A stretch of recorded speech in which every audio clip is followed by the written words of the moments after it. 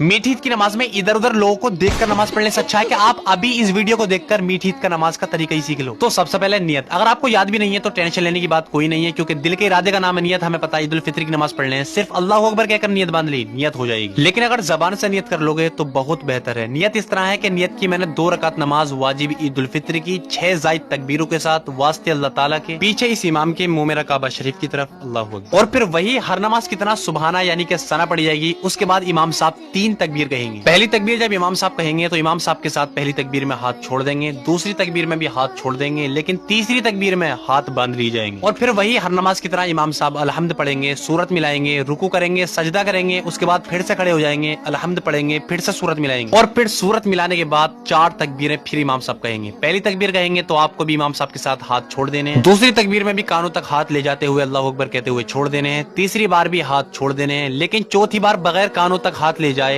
Direct रुकू में चले जाना। और फिर उसके बाद हर नमाज की तरह वही रुकू से खड़े होंगे, उसके बाद 2 सजदे करेंगे, फिर कादा करेंगे और सलाम फिर लेंगे, नमाज मुकम्मल हो जाएगी। लेकिन भैया रमजान का महीना चल रहा है, डबल सवाब मिलेगा, जल्दी से सभी मुसलमानों के पास शेयर कर दो, क्या पता आपकी वजह से कौन दुरुस्त तरीके से नमाज अदा करे।